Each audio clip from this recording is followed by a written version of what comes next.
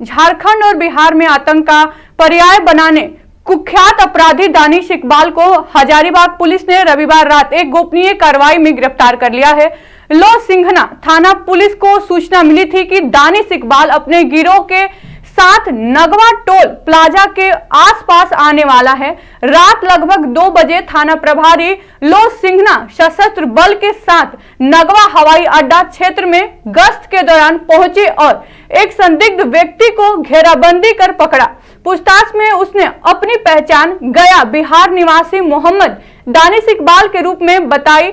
तलाशी के दौरान उसके पास से फर्जी आधार कार्ड, 11 सिम कार्ड, एक राउटर और अन्य आपत्तिजनक सामग्री बरामद हुई। दानिश ने पूछताछ में स्वीकार किया कि वह संगठित अपराधों को अंजाम देता है। उसने दिसंबर 2024 में हजारीबाग में उदय साव की गोली मारकर हत्या समेत से 8 से अधिक गंभीर आपराधिक मामलों में अपनी संलिप्तता कबूल की है।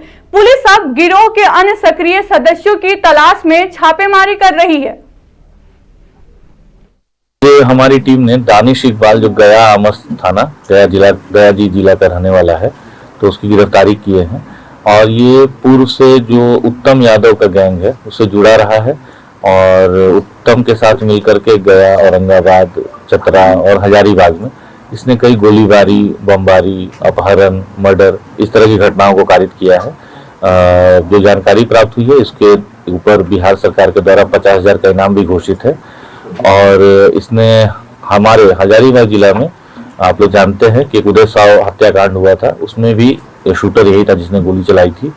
इसके अलावा कई और जघन्य अपराध इसने राज्य से बाहर भी किए हैं। एक गुरुआ थाना क्षेत्र में 4 लेन के कार्य का निर्माण हो रहा था, उसमें भी इसने बमबारी किया था।